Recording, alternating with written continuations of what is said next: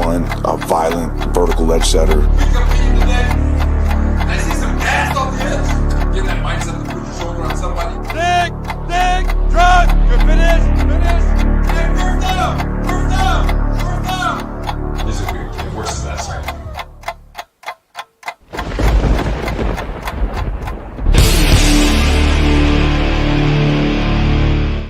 All right, well, we are here again. Let me get that right bop up off the thing over here. I got the wrong thing up.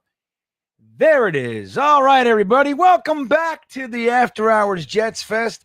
I am your old fella friend of yours, Mr. GreenBean over here, and this is where we kind of settle down at the end of a long, hard day. We just did 2 straight hours on the Talking Jets Network on the Talking Jets panel with the great Matt O'Leary and Ryan from Jets Talk 24/7 and myself, of course. And here we unwind. We finish out all of our conversations, which, interestingly, for this week, if we're finishing off the conversation, we'd be talking about a lot of bagel shops like Jake is talking about here. He says, I want to open a bagel place with GreenBean here in Central Virginia. I forgot about the Jets. I'm about to ask my old New York neighbor I talk to weekly for the recipe they sold along with their shop. You got a bagel hookup, huh? You got a guy? It's all about having a guy. You guys know you got to have a guy. Then you go, oh, I need to do the thing. And you go, oh, I got a guy. Don't worry about it. I'll make a call for you. I got a guy. Well, Jake has a bagel guy, a secret bagel recipe guy. Who knew? That's good stuff. But anyway, yeah, we don't have good bagels here in Virginia. We were talking about all kinds of food. We ended up on a food rant, didn't we, there for a good 25 minutes. But today we'll talk about some Jets for sure here. I want to talk about Jermaine Johnson. I'm not sure if you guys saw, where is it? I gotta get it over here. I didn't prep right. But Jermaine Johnson had some interesting comments on Twitter. Let me just make sure I can open it up for us here. But yeah, I don't know if you guys saw that. So we'll get into the Jermaine Johnson comments, and we'll get into a couple of other things. Whatever you guys want to talk about as far as the Jets go. I like to look at the chat, like to look at the comments. See what you guys are all about. I see Dick Chimney's Burner made it in here first. Right on, Dick. There you go, buddy. Still one of the better names out there. Youthphoria's in the house. Got some after hours where it's right, man. We got to get the work done here on the After Hours Jets Fest. Daily Duke's checking in. GreenBean, to answer your question, Justin Fields went 4-2 in Pittsburgh this year and can run to get out of trouble. He is still young. And him to Wilson will be money just like their days at Ohio State. Yeah, look, I don't hate the Justin Fields idea. And look, Daily Dukes. How many times, and of late, really, have we seen Jets fans see our quarterbacks of old? We have them here for a while. They don't do so well, and we let them go or what have you. And then later on, they pop up somewhere else and they look like $1 million, right? Now, most recently, we saw it this past season with Sam Darnold. Jets fans say, see, we should have never let him go.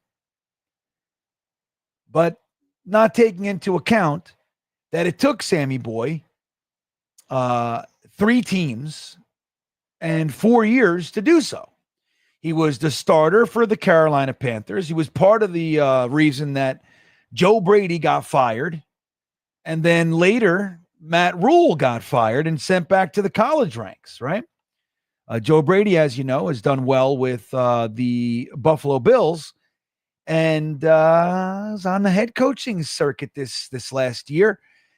So we interviewed him for our head coaching job, I believe. We interviewed everybody, though, so that's not saying much. But then you got Geno Smith, who only took 9 years to get it. And everybody thought Geno was straight up washed. I mean, who was the coach? I think it was McAdoo for the Giants. He benched Eli, put Geno in, and Geno sucked. And then they fucking got rid of McAdoo and Geno, right? But he showed up in Seattle. They traded Russell Wilson, and everybody thought it was going to be a wash year. for the Seattle Seahawks. And Geno Smith ended up coming out, shot out like a cannon, right? So you never know.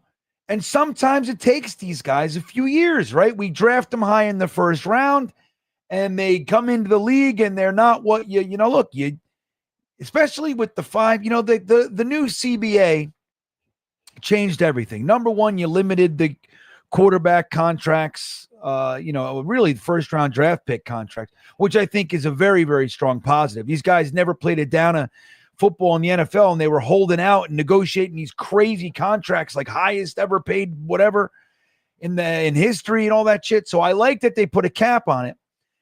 But at the same time, you got this 5-year window where they're cheap. So it's become this kind of mad dash. It changed the dynamic of the NFL that you got to hit on this guy during his rookie contract so you can afford to build the team around him, right? That's what we're really looking at. So what happens is you draft a guy in the first round and you're sticking him right in there because the clock is ticking. So a guy like Justin Fields, and dare I even say Zach Wilson, who I was never a fan of drafting in the first place, but that doesn't mean that he can't develop into a good quarterback. And I think Zach's in the best position, sitting at third string behind, two other quarterbacks, Jarrett Stidham and Bo Nix. But he's got Sean Payton as his mentor now. It's a great situation. Sam Darnold went to Shanahan after the Carolina thing and sat second string in a Shanahan offense, and you see it paid dividends for him.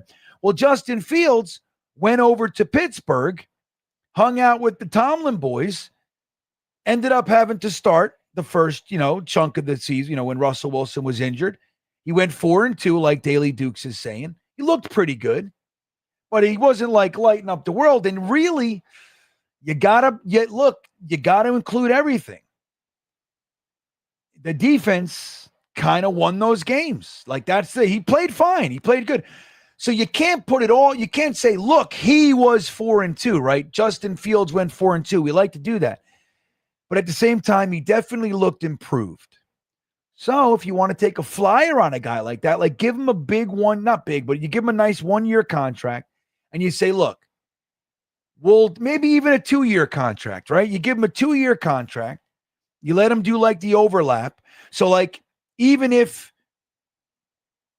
he doesn't work out as your go-to starter, the guy that you want to build around, you can still keep him as your backup. I mean, you could do a lot worse than Justin Fields as your reserve. Fair enough.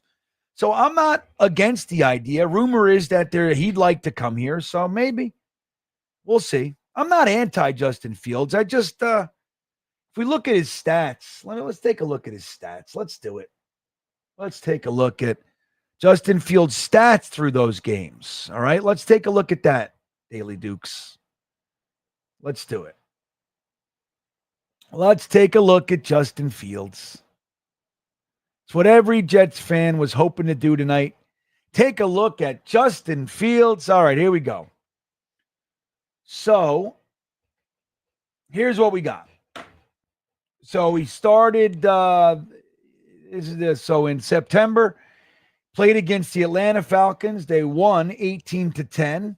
He had 17 completions on 23% for a 74% completion percentage with a whopping 156 yards and 0 touchdowns. So again, nice completion percentage. So he played efficient, but not you can't say Justin Fields won that game. Let's see what he did rushing. He had 14 attempts for 57 yards, no touchdowns. So he had contributed. So he had like 200 yards of offense, 215 yards of offense about, right? 213. What is that? Next game, he has 13 completions for 20 on 20 attempts, 65% completion percentage, 117 yards with 1 touchdown. He also had 8 rushes for 27 yards. So look, dude, in those games, he had a total of 5 touchdowns. He had 3 more rushing. So he had 8 touchdowns in 6 games. Not not groundbreaking. 25 for 32, a little better here. 78% completion percent. So he's playing efficient. That means they've taught him how to play smart. He's playing a little bit smarter, which is nice. Last couple games, not so much. 55% completion percentage, 58% completion percentage. Not what you want to see. But look, dude, he had one game, 300 yards. Now, Zach Wilson only had one game over 300 yards in his whole career here. So there's that. But again, a little bit better. But, I mean, look, are you really going to get excited about 150-yard games? And that's what you're kind of looking at with Justin Fields. The good news is that he also rushes, like you said. He can get out of trouble. He can add some excitement. I don't know. I think look, if we're going to do that, you bring Justin Fields in, you let him and Tyrod Taylor battle it out. You give him a 2-year contract. Let them battle it out. Hopefully he can beat him. If he can't, then that's an issue. But you let them go and you start Justin Fields and you see what he can do. You know what I mean? If he gets hurt or something, Tyrod Taylor comes in. But you see what he can do. If he lights it up and looks really good and we got, a 10-win season out of him, something like that, now maybe you make the decision to go with him and you develop and you build around him and you develop your see what Tanner Engstrand can build around this young guy. Like you said, he's young. He's 25 years old. So maybe. What else we got here? What else you guys doing? Braden from New Zealand. What's up, my good friend? It's good to see you, as always. Flight Rights in the house. Chris DiNardo, my buddy's here. You guys are the best. You guys are truly the best. I want you to know that. Paisan says Fields would be a solid bridge. And that's the thing you're looking for. Again, with upside, though. That's where, look, if you're going Jameis Winston, he's going to give you much more excitement, no doubt. I don't know if it necessarily equates to more wins, but it's going to be fun. It's going to be exciting, but he's gut-wrenchingly painful, too. He's actually a very good quarterback. He's just a fool. He does stupid shit. Throws up, just airmail. Whoever comes down with it, whoever is coming down with it. But I think Justin Fields, obviously younger, is going to have more potential upside. But maybe a Derek, if you're going to go like a Derek Carr, then you're taking a swing at a guy that you think, okay, well, it didn't work down there in New Orleans. You bring him in, but that's my quarterback. I'm gonna build. Then maybe that keeps Devontae Adams here. So now you got Derek Carr with Garrett Wilson, Devontae Adams. You grab a Tyler Warren or an Ibuka or a Tet in the draft. Now you're talking about a serious offense with Breece Hall and Braylon Allen and Isaiah Davis. Maybe you re-sign the tight ends, Conklin and because Conklin's a pretty damn good tight end. He might not be great, but he's solid. He's very good. I think better than we see. We haven't utilized the tight end in the way that I think Tyler Conklin can be utilized. So, just like that, you bring in a Derek Carr, maybe you can keep Devontae Adams, and now we're talking. You don't have so much work to do on the offense. You know what I mean? And like I said, if you can walk into the season with Derek Carr, Garrett Wilson, Devontae Adams, and Tet McMillan with Malachi Corley as your fourth, dude, now we are talking. You see what I'm saying? And you can just focus. Now you grab that wide receiver in the first. Now you got your second. You're looking at, maybe your safety, maybe Jihad Campbell at linebacker. Now we're talking. When you get Justin Fields, you don't really know what you're going to get. Like was pointed, the positive is he played with Garrett Wilson before, so there's that chemistry that can be reignited, right? It can be rekindled. Because Garrett Wilson made Justin Fields look real good. Real good. Garrett, man, he's fucking jumping all over the place. So Swamp Ranger bringing up Jermaine Johnson. Let me bring up this comment. I want to see what you guys think about this comment from from our boy JJ here. Okay. Let me get this off the screen. All right. So Jermaine Johnson, as you guys know, our first round pick in 2022, we traded up to pick 26 and grabbed our edge rusher. He's been stellar for us. He was progressing every year, exactly what you want to see. And he looked fantastic this season, and he tore his Achilles, which just sucks, everybody. Hold on. Come on. What the fuck is going on here? All right, hold on. Here we go. There we go. Let's take a look at this. I'll get you off, Swamp Ranger. Hold on. So this is what he put on Twitter. To be honest, let's all stop the hate and buy in. Even as fans, it doesn't help anyone being surrounded with negativity. Now, just so you know, Jermaine Johnson has been uber positive and supportive of the Jets throughout this entire season and offseason. He's remained like a cheerleader. So he's just talking to his people. I get it. I've been here 3 going on 4 seasons now, and I want change too. But you have to take what you want and make shit happen. So I just ask as fans to just buy in and surround the team with positivity and blind faith, because that's what I'm doing. I know the negativity is coming from a place of passion for the team, and I get it.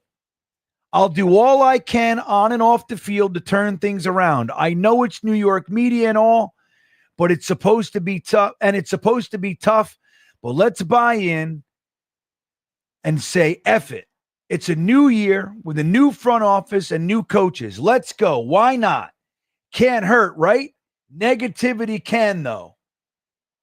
Just a thought. Love y'all.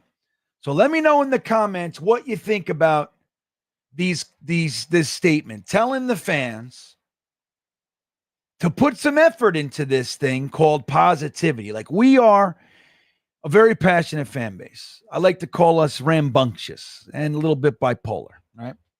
A little narcissistic and a bunch of other diagnoses from the DSM-5. But so, you know, I can take either side here. One is, dude, like you said, you've been here 3 going on 4 years. I've been here 42 going on 43 years. I am exhausted, and quite frankly, I'm fed up. If you can't take a couple comments, get the fuck out of here, right? That's one side of it. You can get there. I can find that. Earn it, and you've seen it. The Jets can lose 3 games in a row, 4 games in a row. We win 1 game, and we're talking about running the table. So we are very supportive. It's just that they rarely give us anything to be consistently supportive of. Right? That's fair. Hey, we are just the gas gauge. If there's no gas in the tank, we're going to say empty. I'm sorry. You know what I mean? Put gas in the tank. You want us to say full. You want me to say the gas tank's full all day? Then put gas in the gas tank. I'm just telling you, it's empty. Right? That's one way to look at it. Or you can go the other way, which is what he's really asking, which is this. I know it's been tough. This year especially, it was brutal. Brutal. And we're tired. But why don't we try, all of us as a collective, to choose to be positive, and that the sun is shining, as opposed to it's going to rain. I just know it. I just know it. The bottom's going to fall. It's not the coach I wanted. It's the same shit. Rookie defensive coordinator paired with a rookie GM. We're going to get a rookie quarterback, blah, blah, blah. You know what I mean? As opposed to focusing on that, he called it blind faith. Choosing to be positive, ride the ride with him, and support him every step of the way, even through the hurdles. So let me know what you guys think. I'm going to put a poll in the chat as well. Oh, there I go. All right, here we go. Why can't I put a poll? Here we go. Do you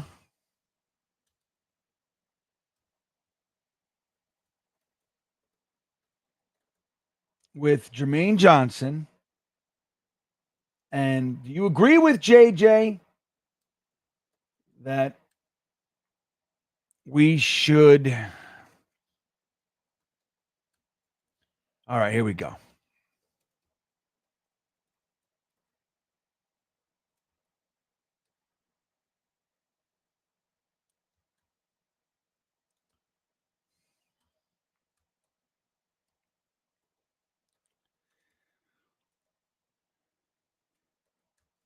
Hold on.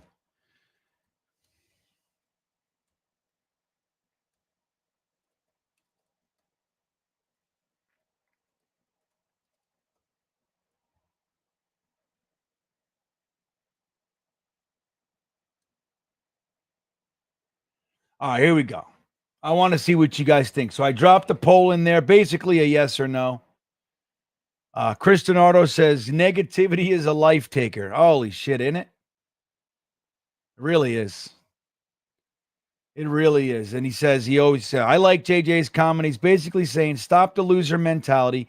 Great advice for us Jets fans and in life. You can make progress or excuses, but you can't make both. Oh, I like it. Let me back it up. Let's see. Hey, Andrew. Good to see you, buddy. Let's see. I'm trying to find the most. Man, we got to keep Jermaine from Omegalul. I never know how to say that, man. Omgalul.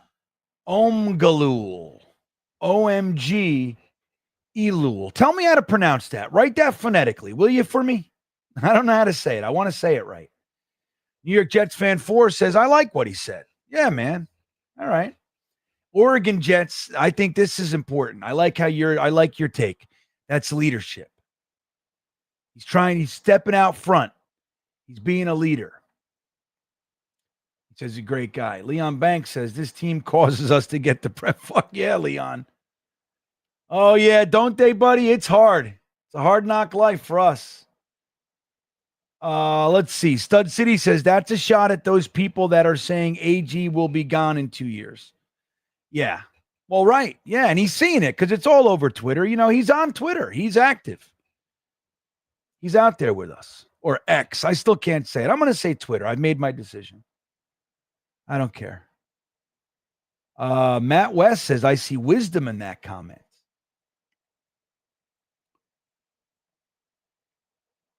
Let's see.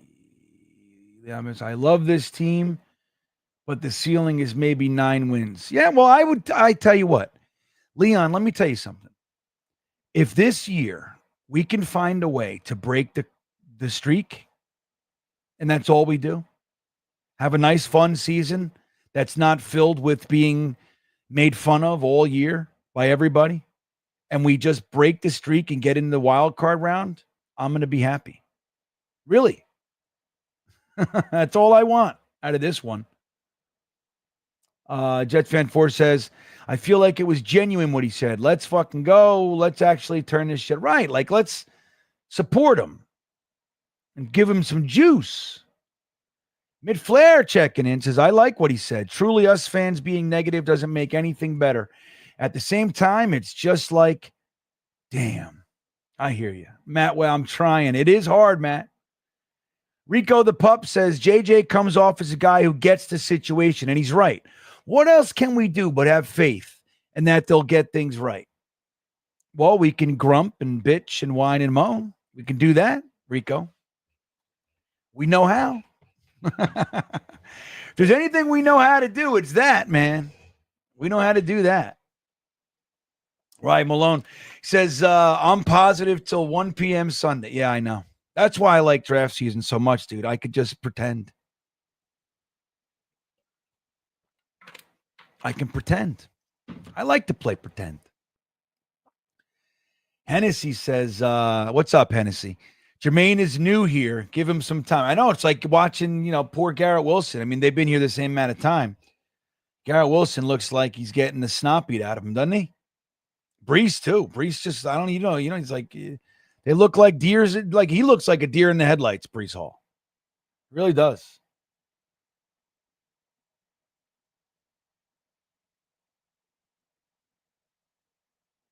Let's see. Jake says, we will be positive when it's positive. The media like Rossini make up rain even if it's sunny. We just need to stick to reality. I'm real curious to see if the Rossini onslaught subsides when Aaron Rodgers is finally gone. Which, by the way, I got to be honest with you guys. Like, while I get it, and I think objectively it's probably the smart move, considering that if things don't go right out of the gate, you got Aaron Rodgers versus Tanner Engstrand. That's not good because Aaron Rodgers has the mouthpieces, all the microphone basically. But I got to tell you, I was real sad to hear that he really wanted to stay and tried to. Like that upsets me a little bit. Got a 3,900 yard passer, Hall of Famer, had a rough year with everybody. Defense betrayed him too. I mean, he was a big problem, big part of the problem, but the kicker and the defense and everything else surrounding it. And it's like he wants to be here and we don't want him. It's just, I don't know. It's crazy. Hurts my heart. My little old heart. Let's see. No way you worded the poll as hell no. Yeah, like, do you believe him? Hell yeah, I believe it. And then shut up, JJ. You don't know what you're talking about. You're new here. You're new here, kid.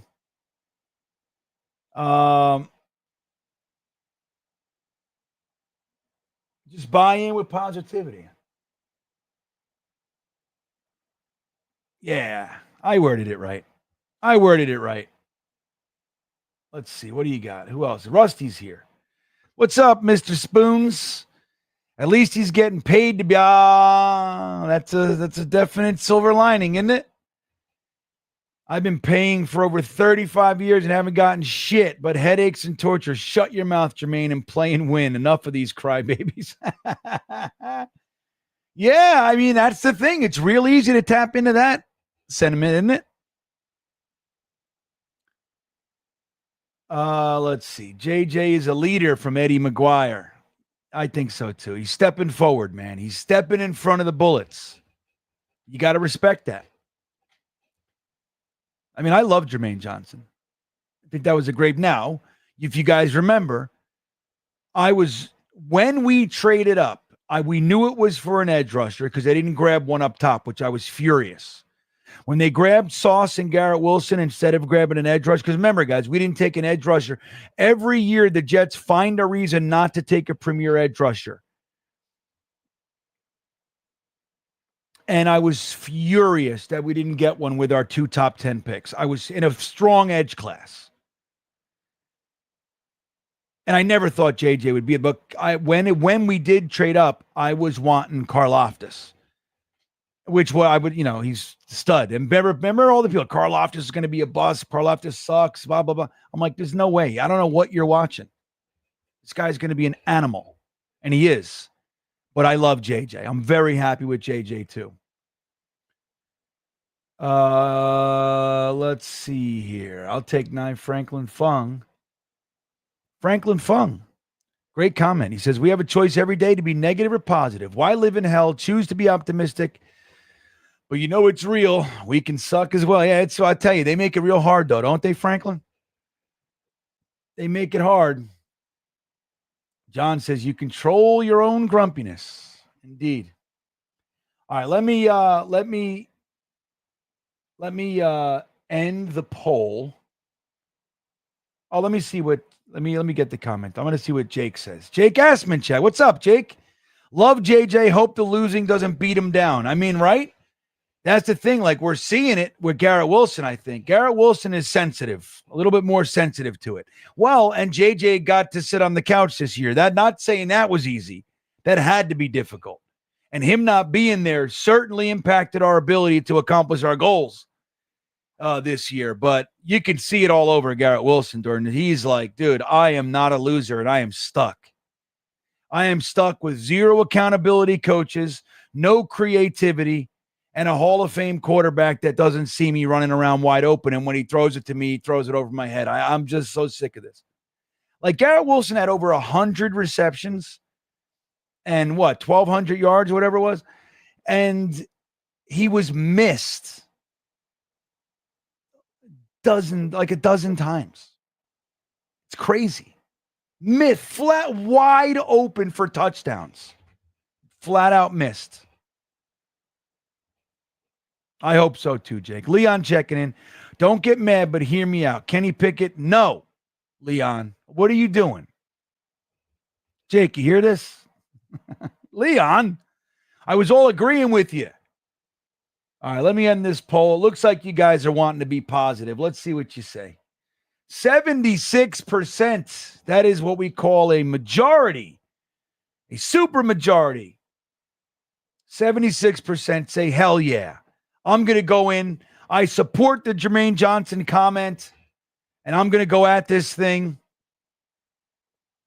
with positivity this year. I'm going to buy in. I'm going to understand that it's going to take him a minute. We got holes in right tackle, wide receiver, quarterback, free safety, strong safety, cornerback 2, linebacker, defensive tackle. So I got to give this one a minute. Although I am really excited about Leonard Taylor III getting his second year. I'm excited about that, young man. I must admit. Right? Stud City, imagine a player that actually wants to turn this around and they're kicking him off the team, Aaron Rodgers. I know. But then wanting and being able to, if they look at him and they're like, dude, we watched the tape, we don't see it. Maybe it's just that simple. You know what I mean? You know my conspiracies theory that Muji and Peyton, like connection to Peyton and all that shit, wanted to just stick it in his right in Aaron Rodgers and Nathaniel Hackett's rear ends. You know what I mean? Like, so there's that. But maybe it's just, hey, we sat down as a unit. We watched all the tape. Not the guy to run our offense. Not the guy we want. We think you're going to regress even further. And at 41/42 years old, then we just don't want to, we want to start fresh. You got to respect it. But I hear you. Braden says, you think Quinnen can get traded? Is that being positive or negative? That's funny. I think anyone can get traded. I don't know why they would want to. You know what I mean? One of the best defensive tackles in the NFL on your team.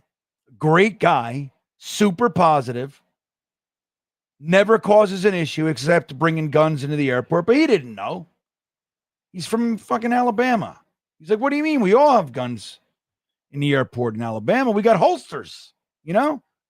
He didn't know. It wasn't loaded. But other than that, he's a good guy. He's under contract. You know what I mean? Like, now, if you're looking at your defense and you think you're going to be running a lot more 3-4 alignments, Quinnen might not fit. Truth be told. You need that real one tech. You know what I mean? So who knows? And look, you can get something for Quinnen Williams. I'm sure of it. You can get at least a first for Quinnen. So if somebody's looking at defensive tackles in this draft, you know, one of the teams, you'd probably be toward the back end of the first round.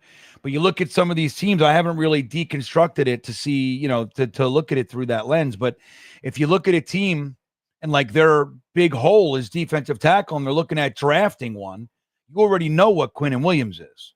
If you got some money, you're like, yeah, well, let's just do that. I was going to use my first on a defensive tackle anyway. Just give him our first. We got the money for the contract. You know, give him a first and a third or whatever the hell we want. You know what I mean? I don't know what it would take. It's at least a first for Quinnen, though, no doubt. I mean, it would be more, I think, but I'm just saying. What else we got? Yeah, that's what I'm saying, Jake, right? Guns in the air, it's an honest mistake. He was like, what? I can't bring what do you mean? It's not loaded. I'm not, you know, you don't know New York, strict ass gun laws.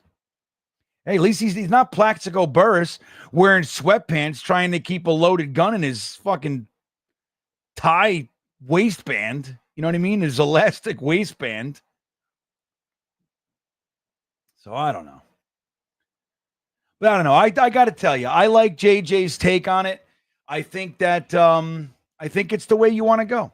Now, with that all said, I'm going to remind you guys of the amazing offer from the one and only BetUS, everybody. You know them. You love them. They're America's favorite sports book, guys. And for good reason, they're offering you a 150% bonus on your first deposit up to $2,000. That's 150% of $2,000. Bonus. All you got to do is use the promo code YouTube150, guys. YouTube150. That's what gets it done. You don't got to it's not like, hey, the football season's over. What am I going to use BetUS for? You got Major League Baseball coming. You could have bet on the USA versus Canada hockey game, right? You got NBA. You got swimming. You got the whatever, politics, darts. It's all there on BetUS. Again, guys, the promo code is YouTube150. The offer is 150% bonus on your first deposit up to $2,000. Thank you to BetUS for hanging out all season long. It's almost over with the BetUS. Isn't that sad? I'm sad. Jake says, I'm not giving up Q for a one. Let me do another poll real quick. If I don't want to trade Quinnen Williams, as you guys know, he's my favorite Jet. Him and Garrett Wilson. So let's do this. What would it take to trade Quinnen? All right, let's do this. First round pick, in 2025, first round pick.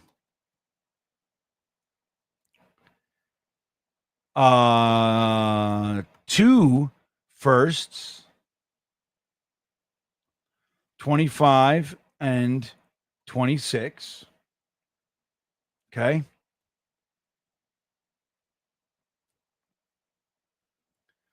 Or let's say first, 2025 first, and third, or let's give another choice here. 2021 first and third, 2025 first, 2000 second. All right. Here we go. It's out there. So tell me what range are you in? What else we got here? Wyatt, my buddy, checking in. Making dirty rice with vegetables. I'm excited. Dirty rice. All right. You got to love a little dirty rice. Nothing wrong with that. Zatarain's, right? Zatarain's dirty rice, everybody. Is that what you're making? Is it Zatarain's or you have some sort of recipe, Wyatt? I don't. Is there a Wyoming version of that, bud? Rusty says 2025 first, 2026 first, 2025 third or fourth. So 2 firsts and a third for Quinnen. Yeah, I don't know if you can get 2 firsts. I don't know if you can do that for Quinnen. He's a non-premium. You know what I mean? He's great. Now, and he's not Aaron Donald. Like, as good as he is, he's not Aaron. Like, we can say that, right? He's not Aaron Donald. Aaron Donald dominated. Quinnen dominates at times, but he's more like steady. He's an impact player, but there are lots of stretches where he doesn't do what you need him to do other than occupying 2 offensive linemen, which is also very important. But anyway, I don't know if 2 firsts is going to be... Now, if somebody offered you 2 firsts, would you take it? That's the question. Like, is it too rich? You're like, I got to take it. I can get a defensive tackle in one of the firsts. And maybe not all the production, but enables you to do make a whole lot of noise, man. David Bruce checking in. Thank you, David. 10 pounds. A good Scottish fried breakfast. Haggis. I mentioned this the other day, right? I said, you guys eat haggis for breakfast? Haggis. You guys know what haggis is? Who doesn't know what haggis is? It's fucking disgusting. With all due respect. Don't forget, I'm a caveman. Savory pudding. You know, those guys over there where David's from, they call sausage pudding, right? I think. So it's like, you know, although, what's that one? Wait, hold on. So a savory pudding containing sheep's pluck, everybody, which is heart, liver, and lungs, minced with chopped onion, oatmeal, suet, spices, salt, mixed with stock. So haggis, sausage, bacon, hash brown, tatty, potato, scone, fried egg, fried bread, baked beans, and toast, all washed down with coffee. I'm always optimistic every season. Well, I got to say, buddy, I'm impressed. I don't know if I could do it. I like most of the things on there. I don't know if I could eat sheep's pluck. Let's see here. In Edinburgh. All right, here we go. I got the haggis breakfast here. So this is what you're talking about right here, buddy. This looks like it, right? This is what he's talking about, everybody. Here, let's get your picture up here. So, David, is this it? So that looks like blood pudding, right? Right there. Or is that black pudding? So you got the fried eggs, you got the bacon, you got the haggis, baked beans. That's a mushroom. Is that a potato tatty? Is that a hash brown tatty right there? You got fried bread. There you go. This is your deal right here. What's that guy? That's just another sausage. That's your sausage. All right. This is literally what he's talking about. Look, you got the haggis. You got the sausage right here. You got the bacon. You got the hash brown tatty. I don't see the scone, so we're going to replace the scone with black pudding. You got the baked fried bread. You got the baked beans. And, well, I guess fried bread is toast, though, isn't it? And a mushroom. So they added a mushroom for you. But this is, and it's some butter. There you go, David. I'd eat that. I don't know about black pudding, though. Yeah, black pudding is blood pudding. Same shit. I was there, though. I recognized it. So he forgot black pudding. Yeah, right. All right. Well, hey, man. Hey, I've done it. You know where I had my last good English breakfast, David? I went to Universal Studios and I went to Diagon Alley, the Harry Potter world. And they have a very authentic, I mean, it's a big deal, right? It's like the number one things. You go to the Leaky Cauldron from the Harry Potter books and movies, and you go in there in the morning and you get the real English breakfast. And that's exactly what it looks like. And it was great. Chris says all UK food was based on a dare. But hey, man, there ain't nothing wrong with that breakfast, buddy. Doesn't look bad, right, Rusty? David's on to something here. So David says the tatty scone is the triangular one. Gotcha. All right, well, there you go. All right, there we go. We had our English breakfast. Right, we know Scotland is not England, but it is the UK. Scotland, so Rusty says Scotland is not England, but Scotland's better than England. Ooh, I don't know. We got to be careful. And now for David's purposes, now if I wasn't adopted by the fucking paisans, right? So I think I'm Italian. I talk with my hands and do all the weird shit. So I found out when I was 25 years old that I wasn't Italian. Isn't that fun? And it turns out, now I knew I was like 50% Italian and raised predominantly by the Italians, but I have Portuguese and Swedish blood as well. But then I found out that the whole Italian side was fake and replaced that with Irish Scottish. So that's what I am. No wonder I'm eating all this tomato sauce and I got all this, as the Italians would say, I got all this agita, or like everybody else says, heartburn. I got fucking ulcers and everything else because I'm supposed to be eating David's breakfast, not tomato sauce with every night, every meal, you know?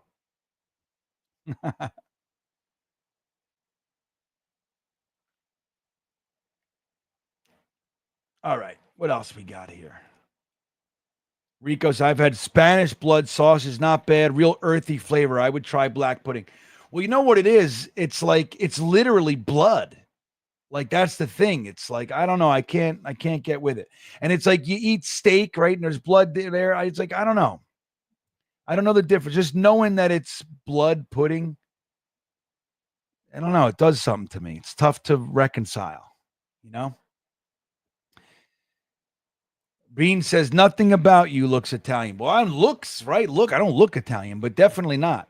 But my inflections, I mean, it's fuck. I talk of my dude. I literally knock shit over all day. I'm always talking. That's a predominantly Italian thing. Emphasis. It's emphatic hand movements. But I tell you, I was raised by him, Wyatt. I thought I was Italian. No, I thought I didn't look like him because I have the Swedish, Portuguese stuff. I have just enough Portuguese blood. Like, I'm very pale, like the Irish Scots, but I have just enough Portuguese in there that I tan real quick. I only burn like once in the summer. And then I'm brown, nice and golden, you know? Anyway. So, Jermaine Johnson, as someone say Paisan, yeah, that was good. You did that before, too. I caught that. You're funny. Hey, my Paisan right there. There it is. So, I like to, look, I'm trying to be positive this year, man, especially like if you guys didn't know, next weekend is the Combine, not this one, but the next weekend, a week from this weekend. So, 2 weeks, essentially. We got the Combine coming up, and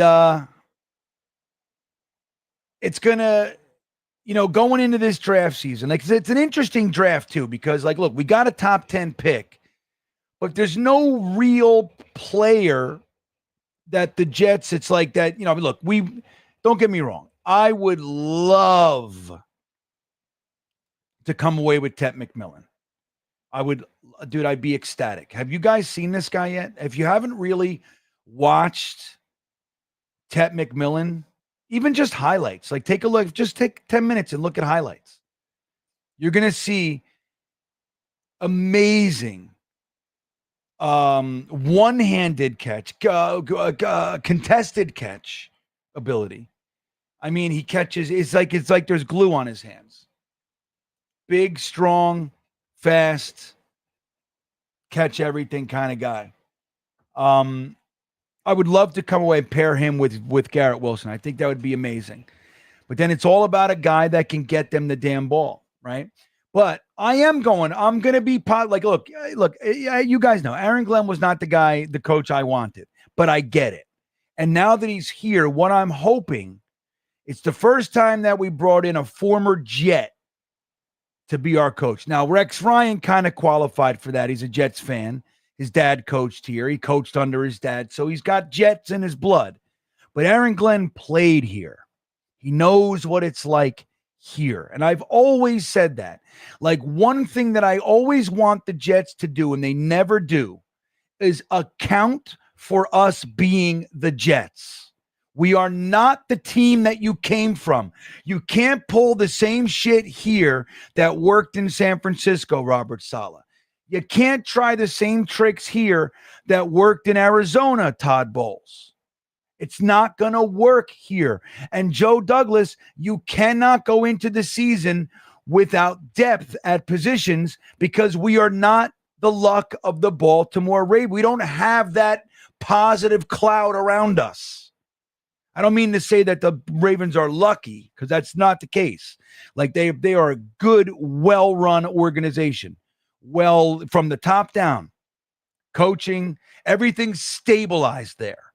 We are not that. You gotta know that when you come here, we are the Jets. The positive with Aaron Glenn is that he comes here knowing that. He started here, and he got back into the NFL here after his playing days.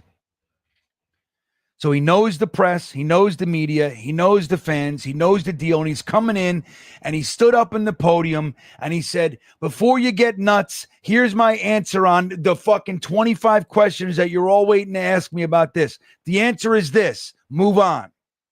He knows. So that's a positive. Green Dog checking in with his Stream Beaner Super Chat. Thank you for the support, Green Dog. Bean, you're like the movie The Jerk. Yeah, exactly. I'm going to be this color my whole life, this ugly color. I know. I was saying a little while ago, I got to watch that movie again. I haven't watched that, man. I haven't seen that movie. It's decades. And if you guys haven't seen it, I wonder if it's still going to be funny to me. Because it's kind of that, corny ass humor, you know what I mean, that you like when you're younger. I don't know. I hope I still like. I'm going to watch it sometime soon. I got to get my kids in the room. My son will shit his pants, or piss his pants, I should say. Watching that one. My son laughs at everything. He's the best. Oh yeah, no doubt, Eddie. Dude, that's where my family was from. Like, so my mother grew up in Newark. That's where we're from. Is Newark in the Portuguese section. So like I used to go Dom Pepe down there and all the other Portuguese restaurants. I love a good Portuguese steak. What's it called again? There's a name for it. I forget what it's called. Let me see.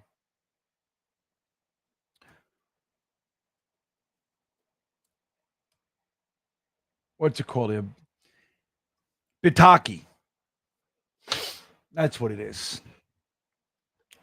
I love Portuguese steak. I love Portuguese food. I love it. Leon checking back in. Thanks, Leon. He says, need advice, non-football related. Been seeing this girl for 5 weeks. All right, this is interesting. I like her, but she's 49 and I'm 32. She has a nice chest, which I love. Thoughts? All right. Here's what I'm going to shoot real straight with you. I think age is a number in most respects. It's just a number. People can be 30 years old and act like old ladies or old men, grumps. Or people can be 55, 60 and have more virility than somebody in their 30s, right? So it doesn't really matter, in my opinion. Now, if you're worried about what people think, if that's a big issue for you, which it is for lots of people, you got to factor that in, because then you're going to be unhappy, right? If you're like, oh man, I'm getting judged, and that's a concern of yours, you got to factor that in. But I'm a big believer, man. Dude, if somebody makes your heart sing, if you like them, they make you laugh, or equally valuable, you make them laugh. They think you're funny. That's why my marriage stayed. I'm married to my wife 17 and a half years. We've been together for 19. My wife laughs at everything. I'm the funniest guy in the room at all times with my wife. That's why. And my wife makes me laugh too. My wife's actually very funny to me, to most people. She makes everybody fucking laugh. But without that, my marriage never would have made it, bro. With the hard times, young kids, all the shit, me relapsing after 4 years sober, sneaking around, snorting pills, all that shit, we never would have made it. Never would have made it without laughter. So laughter's big. Now, the other side of it is you got to remember, if it's going to be that's what, 17 years, right? 49, 32. Yeah, that's 17 years you're senior. You got to know she's going to get old fast. You got to factor that in too, Leon. Okay. Again, doesn't matter. On one side of it, if you're paying attention to the right things, it doesn't matter. But you got to make sure you include all the facts. People go into shit silly style. Just look at the facts. My advice, without knowing her or knowing you personally, I say fuck it, man. Right, guys? What do you guys think? Have fun, Leon, Eddie says. Have fun. Right, beauty fades. It's about the soul, man. Right, Matt? Who else got some comments? Anybody else talking to the jerk? Let's see. Bitaki, right, Curly? Yeah, so that's it. That's my thoughts on the matter. Thank you for that. That's nice. Thank you. I appreciate you asking, you know. I function as a therapist in many in certain times. Sheedy Tukey, Renaissance 13 checking in. Thanks, buddy. What's your opinion on trading back and not taking quarterback till next year? I think we can really fill some holes this year. That's my preferred method. Now, the truth is I feel like a trade back is going to be difficult. Or if you do, you're going to get pennies on the dollar compared to other years when there's a strong quarterback. Like last year, we had pick 7 last year, which, by the way, if we didn't win the meaningless games, blah, blah, blah, right? We could be up even higher. But if we had pick 7 last year, that pick was worth, with Romo Dunze, Latham was still there. Let's take a look at last year's draft real quick. Let's just take a look at who was there. Okay, I'm going to share my screen with you fellas. Here we go. So let's take a look. Now you have the 7th pick. So look who's there. Right? Let me move this over right here. So we're at 7 right here. So J.C. Latham is still there. Michael Penix, a quarterback, is still there. J.J. McCarthy's still there. Romo Dunze's still there. So like we were actually at 10. We traded back to 11, right? But if you have 7 last year and you're looking to move it, remember, the Jets were trying to trade up for Romo Dunze.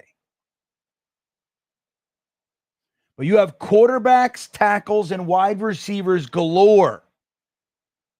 Imagine you had like pick 5 and you were open for business.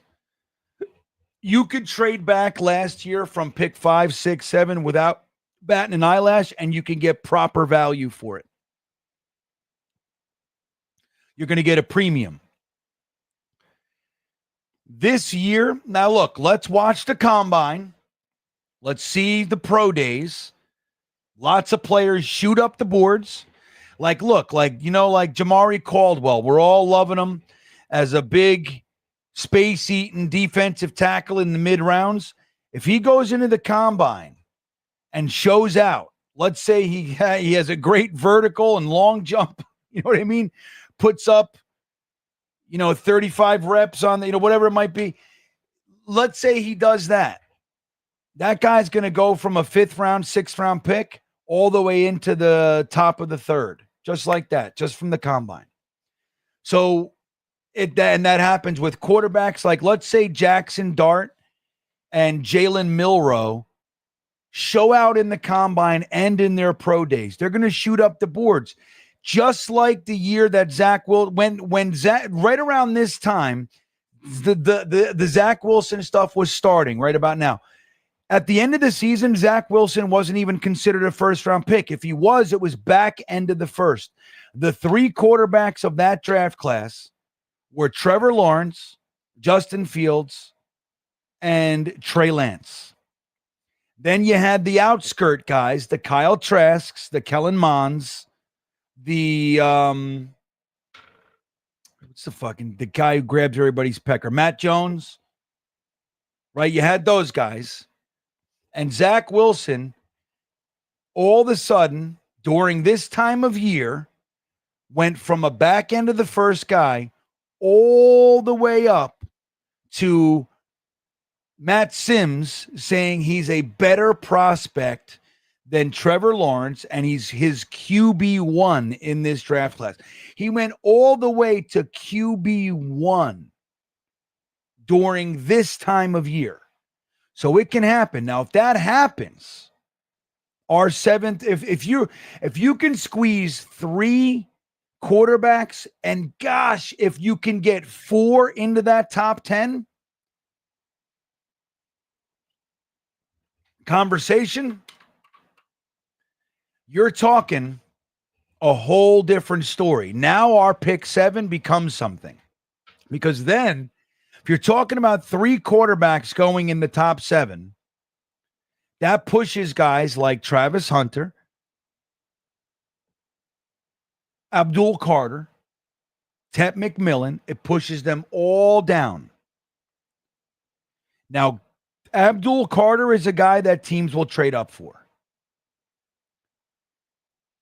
I believe Tet McMillan in this draft might be someone a team is willing to trade up for. I don't think that they're willing to sell the farm just yet. Maybe. We've seen wide receiver. We've seen teams trade 2 first to jump up to get wide receivers. Whether it was, who was the guy Buffalo traded up for that time? What the hell was his name? I can't believe I don't remember his name. Who remembers his name? And then you had obviously Julio Jones, and it happens, right? But Abdul Carter, if maybe even Will Johnson, but like if dude, God forbid, it's not going to happen. But if Travis Hunter slips down to the 5th spot, something like that, something crazy, like let's say 3 or 4, let's say Milroe and Mark get into that top 10 conversation. Now you got Cam Ward, Shedeur Sanders, Jackson Dart, and Jalen Milroe as the top quarterbacks in the class, and teams are going to be clamoring to go get him. The Giants take one at 3. Now you're at pick 4 with Tet McMillan, Abdul Carter, and Travis Hunter on the board. That means we're getting one of those 3. We could use all 3. We're getting one of those 3. And they are the other player. Travis Hunter makes it anywhere. People are trading. That's the kind of guy people will trade up for. So, but that, to your other point, I think we should absolutely forego quarterback this year. I don't want to get caught in the hubbub. Dude, don't do it. It's fool's gold. That's my thought. Just like you said, fill a bunch of other holes. We can do that, especially with a trade back. Money Mitch checking in. What's the situation with Jordan Travis? Well, he put out a story or something like that he's walking around. So I don't know, buddy. The fact that it's been almost 2 years since his injury, right? 1.5 years since his injury, and he's just walking now. That's not good. I mean, it's good that at least there's some progress, but I don't know. And it's going to be interesting, Money Mitch, because this isn't the regime that drafted him in the mid rounds to develop him. They're going to unless they loved him, unless Muji already loved him, did his scouting on him and said, yeah, I love that. I'm the perfect guy to develop. Who knows? But there's a good chance that they're going to want to take their own guys. You know what I mean? Especially with a mid-round quarterback who's injured and he's developmental. Jake, what's up? Please don't. You can look at every useless win the last 20 years and see the cost. Wait, what was I talking about? Please don't. What are we talking about, Jake? I don't know what that's in reference to, buddy. Oh, the useless wins at the end of the year, the meaningless victories. I know. I just said it as kind of jest. I just threw it in there. Just little salt on the, on the bataki. That's all. I hear you though, man. Because we've done it forever. I mean, it's a Jets trait. It's what we do. We play shit football till we're knocked out of the playoffs, and then we win a bunch of games, a handful of games. We say it's good for the young guys, blah, blah, blah. We do the same shit, but really all we do is we suck bad enough to not get into playoffs, and then we suck bad enough to not know how to get the first overall pick. Like right now, if we had the first overall pick, I would be talking trade back so hard, even if it's just going back 2 spots to the Giants. Trade back 2 spots. Get their second this year and a second next year, even if that's all it is. Get their first next something. Get an extra second this year and next year's first. Slide back a couple spots and still get the guy you want. That's the way to play the damn draft. But the Jets win these games every year. But again, it's, but that's what we do. I mean, it's like, it's a yearly event. We talk about tank versus fucking win, every year, Jake. David Bruce checking back in. 4:35 here. Time for bed. Good night, GreenBean, and good night all. Well, good night to you, David Bruce. Thanks for spending some time with us at 4:35 in the morning over there in Scotland. Love having you here, dude. You're the man. Go to bed. That all said, I'm going to go to bed soon, too. Infrared. What's up? My infrared buddies here. Trade the fuck back. This is not an all-in season. I got us at 7 wins. Well, we don't even know who our team is yet, Infrared. It's hard to make a prediction when we don't know who I mean, you could easily say that because you're like, well, that's my point. We have so many holes. It's impossible to fill them all with anything of quality. I mean, look, we'll have a nice little clip for free agency, money-wise. We'll have a nice little clip, and we got a nice high draft pick. We got a high first, high second, high third, right? No, our third is not high. Our third is the end of the round. But so we can do some stuff. But it's all about who the quarterback is. I mean, look, if we go into the season with Tyrod Taylor, then we go into the season with Tyrod Taylor. Let's go. Let's go. Just build the team. I'm with you, man. I'd love a trade back unless Tet McMillan's on the board. If Tet McMillan's on the board, you're going to have to give me extra to move. If you want to come up and get that guy, and I slide back to 12 or whatever it might be, 15, and I can grab a Buka there, or Ty Warren, who's going to be there. Wait, let me see here.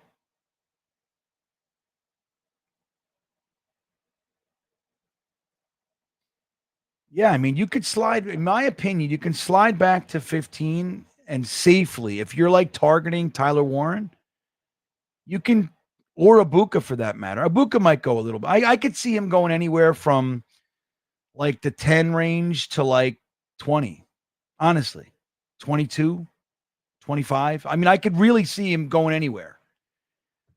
But I think if Tet McMillan's on the board, just run up and grab him. Unless somebody's going to say, hey, slide back to 15. I'll give you next year's second, this year's second, and fourth. Something like that. I go, okay.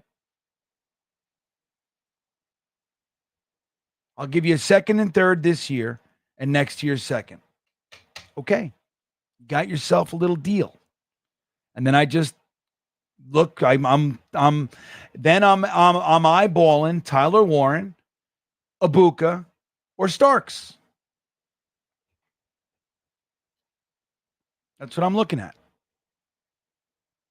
You like it? Wyatt checking back in. Says, get Sam Darnold as a free agent. No, it's not problem solved. Come on, Wyatt. We can't go backwards. I mean, dude, if that's what they want to do, then they do it. I mean, we could do worse.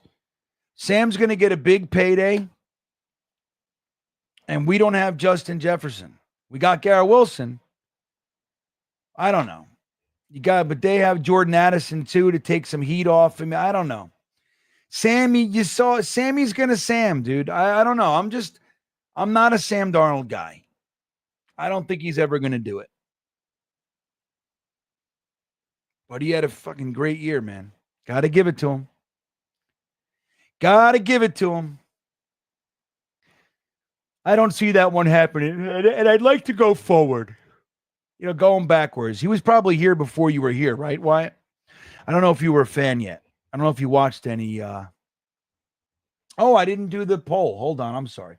Let me see what you guys said. I'm going to end the poll. See what you guys said about the Quinnen Williams trade. What would you trade for? What would it take to trade Quinnen Williams? Now, again, I don't want to trade. We're just talking. So all of you guys voted. We got 2 firsts, 1 in 25 and 1 in 26, 54%. That's what it would take for me. I don't know if you get 2 firsts, but that's what it would take. I'd be like, dude, I'm not moving from Quinnen Williams. Like, you'd have to give me, all right, if you're not giving me 2 firsts, you got to give me a first and second this year, not next year. And you got to give me like a second next year. If you're not giving me 2 firsts, you got to sprinkle some more shit around. Then you got first and a 2025 first and a 2026 second, 18%. 2025 first. So 17% of you would trade Quinnen for a first. 1 first round pick. An all-pro and pro bowler. I don't know. That has more value than a first to me, because you don't know what a first round pick's going to be. We know what he is. So that has to have more value than a first to me, unless it's like a top 3 pick, something like that. Imagine like if you went to the Titans and you said, look, I'll give you Quinnen Williams for the first overall pick. And they go, yeah. Would you do that? That's different. Because then you can trade Quinnen Williams for that first overall pick, and then you can fucking trade back. You know what I mean? You get numerous. Now you're talking about getting all kinds of fun shit for Quinnen Williams. And then a 2025 first and third, 8%. So that's an interesting thing. But I don't want to trade Quinnen. I mean, you got to keep guys. You can't keep getting rid of good players. Can't make more holes. We got enough holes. With that all said, I want to thank BetUS, guys, and remind you about the offer of a 150% deposit bonus bonus up to $2,000, all by using the promo code YouTube150 on America's favorite sports book. What's better than that? And I thank BetUS for hanging out with us. Guys, with that all said, I can feel my voice. My vocal cords are tired. I've been talking all day. I'm with you, Bomber. 2 firsts, I got to consider it. Guys, thanks for hanging out with me on the After Hours Jets Fest. I'll see you tomorrow on the Talking Jets Network with my boy Tigo at 8 p.m., where we do the Armchair GM. What will we discuss tomorrow? It's going to be fun. And then we're heading into Combine Week next week, everybody. It's going to be a blast. And then we started the Monday Night Mock this week with Dom and I, but we made it a 4-hour extravaganza. It starts at 8 p.m. on Jets Talk 24/7 with Ryan and Tigo. Then Tigo jumps off. Ryan heads over to the Talking Jets Network with Dom C for an hour, 8 to 9 or 9 to 10. And then at 10 p.m., Dom C jumps off and joins me right here for a 2-hour mock where you control the picks. And we all do the same theme, which is super cool. Guys, with that all said, have a great night. I will see you next time.